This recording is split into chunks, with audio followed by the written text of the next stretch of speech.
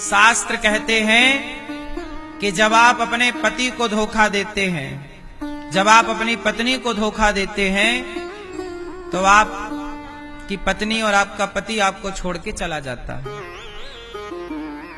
इसलिए जो पाप की दंड सजा मिल रही है, अब वही पाप फिर करोगे तो आगे क्या होगा। इसलिए एक विवाह करना धर्म है और एक से अधिक विवाह करना, बोलो मेरी मां, इसी अधर्म का खंडन राम जी ने किया। राम जी के पिता दशरथ जी के भी 3 विवाह हुए कि नहीं? दशरथ जी की कितनी पत्नियां हैं?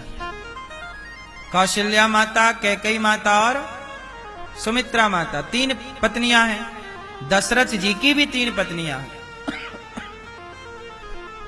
पर भगवान कह रहे हैं कि चलो दशरथ जी तक तो ठीक है, पर दशरथ जी के बाद भगवान राम ने अपने वंश की भी ये परंपरा बंद कर दी कि नहीं? राम भी चाहते तो 3-4 विवाह कर लेते, नहीं। मेरे परिवार में भी यदि गलत परंपराएं चालू हैं 2-3 विवाह की भी, तो उसे रोका जाना चाहिए। इसलिए ये एक विवाह की परंपरा भगवान राम ने स्थापित की, और यही मनुष्यों का धर्म है। राम क्या बनकर आए? विप्रधेनु सुर संतहित लीन मनुज अवतार, मनुष्य बनकर आए। तो मनुष्यों का धर्म यही है। तो विवाह करना धर्म है और एक से अधिक करना अधर्म है। अच्छा, विवाह क्यों किया जाता है, ये भी एक सवाल है। क्यों करना चाहिए विवाह? क्यों करते हैं लोग विवाह? बहुत लोग धरती पे ऐसे हैं जो विवाह नहीं करते। आज भी दुनिया में ऐसी परंपराएं भी हैं जहां बिना विवाह के लोग साथ में रहते हैं। अब अमेरिका जैसे देशों में, लंदन जैसे, इंग्लैंड जैसे देशों में क्या चल रहा है? वहां लोग विवाह नहीं करते, विवाह किए बिना रहते हैं, और 2-3 बच्चे जब हो जाते हैं तब उन्हें लगता है कि अब कर लेना चाहिए विवाह, तब वो जाके विवाह करते हैं। वहां विवाह नहीं करते। विदेशों में कहां विवाह की परंपरा है? क्यों, ये बात सही है कि गलत है? लेकिन हम भारत के लोग, सनातनी लोग विवाह करते हैं। तो मुझे आप लोग बताने का कष्ट करो कि अमेरिका जैसे देशों में, इंग्लैंड जैसे देशों में, ब्रिटेन जैसे देशों में विवाह नहीं करते, बिना विवाह के रहते, बच्चे पैदा कर लेते हैं, मन पड़ा तो ब्याह कर लिया, वरना जरूरत नहीं पड़ती उनको, रह रहे हैं। लेकिन भारत में यदि कोई बिना विवाह के रहने लग जाए तो लोग उसे गलत कहते हैं कि भाई आप गलत कर रहे हो। तो मुझे आप लोग ये समझाने की कृपा करें कि जब दुनिया के लोग बिना विवाह के साथ में रहते हैं, तो भारत में, सनातन संस्कृति में विवाह करने की क्या जरूरत है? क्यों करना चाहिए विवाह? क्यों होता है विवाह? आपने क्यों विवाह किया? बताओ, आपसे सवाल। विवाह का मूल मकसद क्या है? उद्देश्य। हम बात कर रहे हैं उद्देश्य की। विवाह, अब देखो, आप सनातनी हो सारे लोग, और सब विवाह किए बैठे हो, लेकिन आपसे पूछा जा रहा है कि विवाह आपने किया तो क्यों किया, उद्देश्य क्या है? तो आपको उद्देश्य नहीं पता। हम बता दें, सुनो। विवाह इसलिए किया जाता है क्योंकि हम सनातनी लोग बिना विवाह के, हमें यज्ञ करने का अधिकार नहीं होता। हमें यज्ञ करने का अधिकार नहीं है। बिना यज्ञ के ईश्वर की आराधना कैसे होगी? तो ईश्वर की आराधना के लिए हमारी पत्नी और हमारा पति सहयोगी है। हमें यज्ञ में बैठने का अधिकार कब मिलेगा? जब हमारी पत्नी, अकेले स्त्री को यज्ञ में बैठने का अधिकार नहीं है और अकेले पुरुष को यज्ञ में बैठने का अधिकार नहीं है। इसलिए भागवत सुनो तो जोड़े से सुनना चाहिए, यज्ञ करो तो जोड़े से करना चाहिए। यज्ञ का विधान जोड़े से है। चलो, भागवत में तो यदि कोई 2 में से एक नहीं है तो भी आप भागवत सुन सकते हैं, परंतु आप किसी यज्ञ में आप अकेले नहीं बैठ सकते। इसलिए जब आपका विवाह होता है तो वहां पर यज्ञशाला बनाई जाती है। जो मंडप है वो एक प्रकार की यज्ञशाला, और वहां विवाह आपका कैसे होता है? सबसे पहले वहां पर वेदी होती है, हवन वेदी कुंड, और उस कुंड में आप दोनों से आहुतियां डलवाई जाती हैं। आप पति पत्नी कब बनेंगे? यज्ञ करेंगे, यज्ञ कोई अग्नि को साक्षी मानेंगे, और फिर उस यज्ञ कुंड के फेरे करते हैं। वो फेरे काय के होते हैं? अग्नि के होते हैं। वो अग्नि काय की होती है? वो यज्ञ की अग्नि है, चिता की अग्नि नहीं है। वो अग्नि किसकी है? यज्ञ की अग्नि है। इसलिए यज्ञ की अग्नि को साक्षी मानकर पुरुष और स्त्री फेरे लेते हैं। और यज्ञ भगवान से कहते हैं, अग्नि से कहते हैं, अग्नि आपकी साक्षी है कि आज हम दोनों पति पत्नी के बंधन में बंधकर, आज अग्नि क्या है? अग्नि में आहुति डाली जाती है, स्वाहा। आप लोगों ने भी डाली होगी ना विवाह के टाइम। क्यों डालते हैं? अग्नि क्या है? अग्नि क्या है? अग्नि भगवान का मुख है। अग्नि भगवान का क्या है? बोलो, मुख। अग्नि भगवान का, और उस मुख में आप आहुति डालते हैं, मतलब आप भगवान को अग्नि के द्वारा भोग लगाते हैं। इसलिए गृहस्थ लोग भगवान को भोग कैसे लगाते हैं? यज्ञ के द्वारा। इसलिए यज्ञ करने का, नित्य होम करने का विधान है। सदगृहस्थ को नित्य हवन करना चाहिए। सदगृहस्थ को नित्य क्या करना चाहिए? बोलो बोलो, हवन।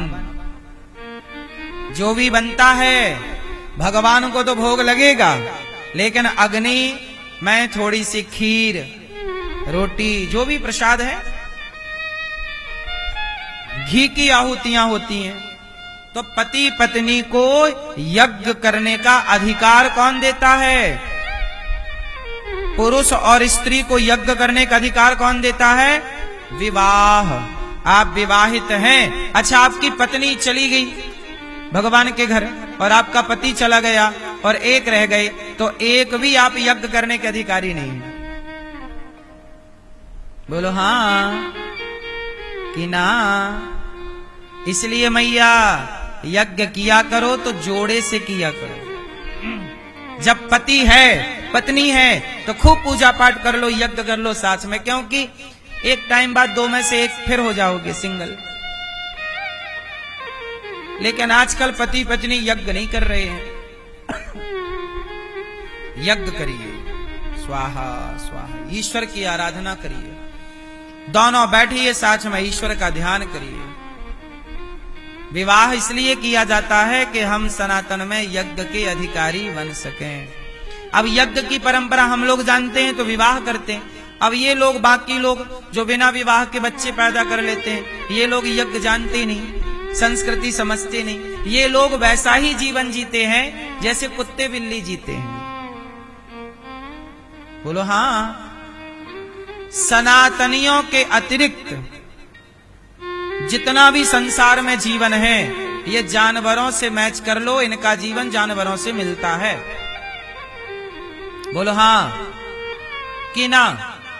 हम सनातनी सोचिए विवाह करते हैं तो विवेक पूर्वक, सही है। अब जैसे बहुत सारे लोग विवाह नहीं करते और साथ में रहते हैं, बच्चे पैदा कर लेते हैं, तो ऐसा आचरण किसका है? बिना विवाह के बच्चे पैदा करने का आचरण जानवरों का होता है। तो ये जानवरों की तरह व्यवहार है कि नहीं? अच्छा, अब कुछ लोग क्या करते हैं? मांस खाते हैं, बकरा काटना, बकरा काट के खा लेना, मुर्गा मछली खा लेना।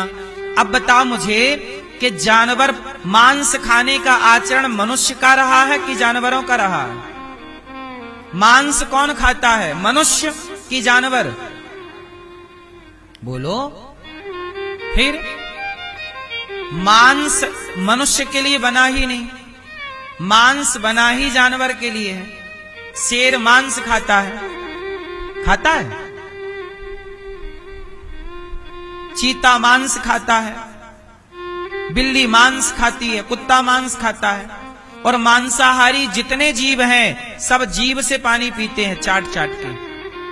कुत्ता कैसे पानी पीता है? चाट चाट के। शेर कैसे पानी पीता है? चाट चाट के। लेकिन जितने शाकाहारी जीव हैं जैसे गाय, भैंस, बकरी, ये लोग कैसे पानी पीते हैं? मुंह से, होंठों से। इनके पानी पीने का तरीका बोलो अलग है। इसलिए अब आप लोग बताओ कि आपका स्वभाव शेर से मिलता है कि गाय से मिलता है? शाकाहारी से मिलता है कि मांसाहारी से? आपका भी स्वभाव होंठों से पानी पीने का है। आपके सामने बाल्टी रख दी जाए और दोनों हाथ बांध दिए जाएं, कहा जाए पानी पियो, तो आप भी वैसे ही पानी पियोगे जैसे गाय पानी पीती है। बोलो हाँ। आप कुत्ते की तरह चाट के ना पियो, क्योंकि आप प्रकृति से नेचुरल शाकाहारी बन के आए हैं। अब यहां आप अपना खुरापात दिमाग लगा के और मांस खा रहे हैं। बना नहीं है आपके लिए मांस, फिर भी आपके लिए क्या बनाया परमात्मा ने? कंद मूल फल। क्या बनाए? फल बनाए। ये ईश्वर ने आपके लिए बनाए। इसलिए अपने को पहचानो कि आप यज्ञ का सामान है। हमारी पत्नी, पति केवल भोग विलास के लिए विवाह नहीं होता, बल्कि ईश्वर की आराधना में यज्ञ उपयोगी है, इसलिए यज्ञ के लिए विवाह होता है। तो मूल उद्देश्य, अब रहे बच्चों की बात, तो विवाह के बाद तो बच्चे होंगे ही, वंश की वृद्धि तो होगी ही, पर वंश की वृद्धि मूल उद्देश्य नहीं है। ईश्वर को पाना मूल उद्देश्य है। वंश की वृद्धि तो हो ही जाएगी। बात समझ में आई कि नहीं? तो अब बताओ, विवाह करना जरूरी है कि नहीं? इसलिए विवाह करके ही किसी स्त्री का स्पर्श करिए, विवाह करके ही किसी पुरुष का स्पर्श करिए। विवाह के पहले होने वाली पत्नी और होने वाले पति का भी स्पर्श वर्जित है शास्त्रों में, लेकिन आजकल इन मर्यादाओं का पालन कोई कर नहीं रहा है। आजकल शादी के पहले ही लड़का लड़की चले जाते हैं घूमने, फोटो वोटो खिंचा के आते हैं, फिर वही फोटो वोटो बाराती सब देखते हैं, द्वार पे लग जाती हैं। हाँ या ना? ये परंपरा सनातनी परंपरा नहीं है कि आप पहले ही एक दूसरे के कंधे में हाथ डाल के घुमाएं और फिर आप आए। ये मर्यादा नहीं है, पर संसार में चल रहा है तो क्या करोगे? इसलिए जो चल रहा है तो चलने के चक्कर में ये नहीं कि जो चल रहा तो हम भी चलाएं, नहीं। आप मर्यादा में रहिए, आप अपने बच्चों को मर्यादा सिखाइए। सारी जिंदगी साथ में रहना है, और पति पत्नी गले में हाथ डाल के चलें, इसमें कोई आपत्ति नहीं है, लेकिन आप दोनों के प्रेम को दुनिया को मत दिखाइएगा। क्यों? आप अपने पति से कितना प्रेम करते हैं ये दुनिया को बता के क्या पाओगे? भाई कुछ चीजें गुप्त की हैं। पति पत्नी का प्रेम समाज में उजागर करने की बात नहीं है। पति पत्नी का प्रेम गुप्त होता है, इसे जितना गुप्त रखेंगे उतना बढ़िया है। समाज को बताओ कि जी हमारा पति तो हमारे साथ ऐसे ऐसे घूमता है, ऐसे कंधे में हाथ डालता है, फोटो खिंचा के दुनिया को दिखाओ। नहीं, ये अमर्यादित है। आपका प्रेम केवल आप जाने, मेरे मन की बातें या मैं जानूं या वो जाने। भोजन भजन और नारी, ये सब पर्दे के अधिकारी। कुछ चीजें पर्दे के अंदर अच्छी लगती हैं, कुछ चीजें पर्दे के बाहर अच्छी लगती हैं। इसलिए धर्म यही है, क्या देखें क्या ना देखें, क्या करें क्या ना करें। तो विवाह करना धर्म भी है और अधिक विवाह करना, हाँ,